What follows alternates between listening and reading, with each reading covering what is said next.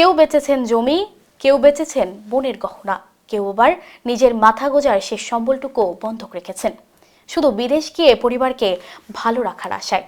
কিন্তু দালালের প্রতারণা ও মিথ্যে প্রলোভনে তারা এখন নিঃস্ব, যেতে পারছেন না বিদেশ, ঘুরছেন দাঁড়ে দাঁড়ে।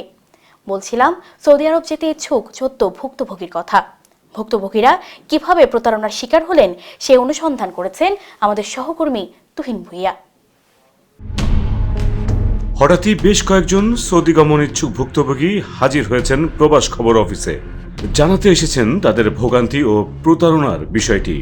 তাদের অভিযোগ, একাধিকবার ফ্লাইটের মিথ্যে আশ্বাস দিলেও শেষ পর্যন্ত যেতে পারছেন না স্বপ্নের দেশে। ভুক্তভোগীদের প্রত্যেকেই নানাভাবে নানা উপায়ে বিদেশ যাবার জন্য অর্থ সংগ্রহ করেছিলেন। এদের একজন মোহাম্মদ রুবেল। তিনি নববিবাহিত বোনের অলংকার বিক্রি করে তিনি ও তার ভাই মিলে সৌদি আরব যাবার জন্য দালালের হাতে তুলে দিয়েছিলেন 7 লাখ টাকা। কিন্তু এখন তাদের বিদেশ যাত্রা অনিশ্চিত।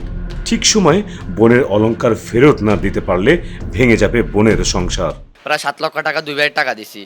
এখন আমার ছোট বোনের বিয়ে দিতে ভাই মাত্র 3 মাস হচ্ছে ভাই। এখন যদি টাকাগুলো যদি ম্যানেজ করতে যদি না পারি তাহলে দেখা যাচ্ছে আমার ছোট বোনের সংসার ভেঙে যাবে। আমার আম্মা এর অপারেশন রোগী, এখন এর উনিও খুব করুণ অবস্থা আছে, উনিও মৃত্যুর পর্যায়ে আছে ভাই। এখন কি করবো?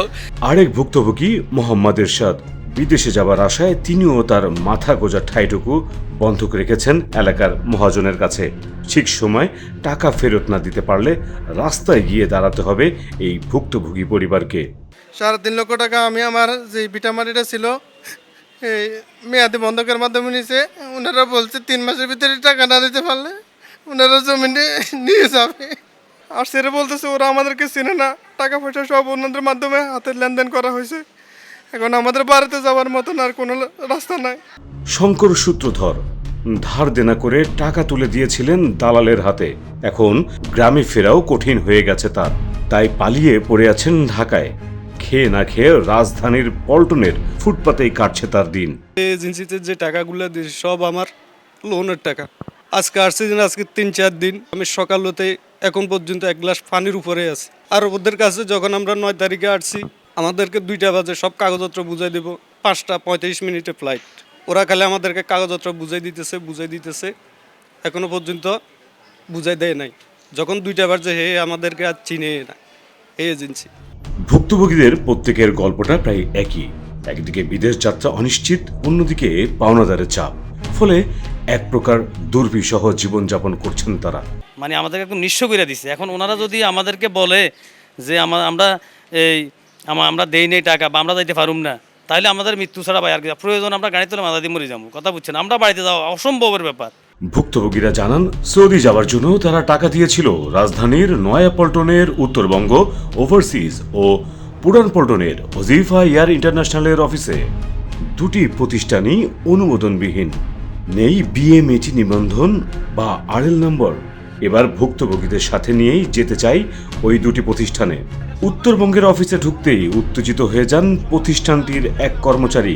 খারাপ আচরণ করেন বিদেশ যেতে ইচ্ছুক ভুক্তভোগীদের সাথেও। একসময় টাকা নেয়ার বিষয়টি অস্বীকার করেন অফিসের কর্মচারীরা। হাজার হাজার পাসপোর্ট আমাদের অফিসে আমাদের কাজই হচ্ছে পাসপোর্ট নিয়ে ভিসা নিয়ে কাজ করা। আপনাদের টাকা যদি না দেওয়া হয় তাহলে আপনারা এই যে বিএমএডি কার্ডটা কিভাবে করছেন আর আপনাদের ভিসাগুলো কিভাবে লাগাইছেন। তবে কথা বলতে বলেন প্রতিষ্ঠানটির মালিকের সাথে।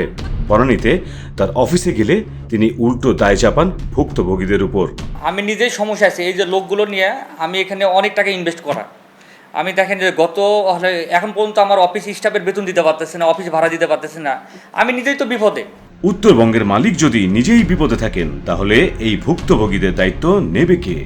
অভিযোগের দায় না নিলেও পরে টাকা দিয়ে ম্যানেজ করার চেষ্টা করেন প্রবাস খবরের প্রতিবেদককে।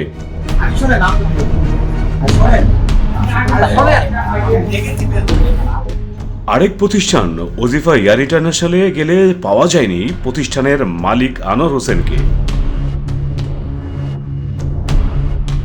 এরপরই ভুক্তভোগীদের কাগজপত্র ঘেঁটে জানা যায় মোট 5টি প্রতিষ্ঠানের মাধ্যমে বহির্গমন ছাড়পত্র দেওয়া হয়। এদের একটি বিসমিল্লাহ ইন্টারন্যাশনাল। তাদের অফিসে গেলেও তারাও প্রতিবেদকের সাথে খারাপ আচরণ করেন। ঠিক আছে রিপোর্টারের দায়িত্ব কি এগুলো বাইর করা? ওসি কে পাঠান আপনি? থানায় যান আপনি। আমার নামে হেনে আমরা রিক্রুটিং করি না, ভিসা বেশি না, আমরা প্রসেস করি। এই ভিসাটা তাকে কেউ দিছে। বহির্গমন ছাড়পত্র দেওয়া বাকি প্রতিষ্ঠানের মালিকের দাবি টাকা পয়সার লেনদেনের সাথে তাদের কোনো সম্পর্ক নেই। তৃতীয় পক্ষের মাধ্যমেই কেবল বহির্গমন ছাড়পত্র করে দিয়েছেন তারা। এটা যে কেউ যে কোনো জায়গায় করতে পারে, আপনিও এক জায়গায় গিয়ে প্রসেসিং করতে পারবেন, সমস্যা নেই। এখন আনোয়ার ওইভাবে আমাদের কাছে বলছি একটা ভিসা প্রসেসিং করে দেন, ঠিক আছে, প্রসেসিং করে দিচ্ছি আমরা। উত্তরবঙ্গের হাসিব যে মালিকের সাথে আমার কথা হয়, আমরা প্রসেসিং প্লাস প্রসেসিংয়ের পরে হচ্ছে আপনার ম্যান পাওয়ার। তো হাসিব যদি আমাদের থেকে বইগুলো না নেয় তাহলে তো আমার এখানে কোনো দায়ভার নেই, তাই না? এটা তো আমি যাত্রীকে চিনিও না, জানিও না। বাংলাদেশ জনশক্তি কর্মসংস্থান ও প্রশিক্ষণ ব্যুরো বিএমইটিতে গেলে এ বিষয়ে কেউ ক্যামেরার সামনে কথা বলেননি।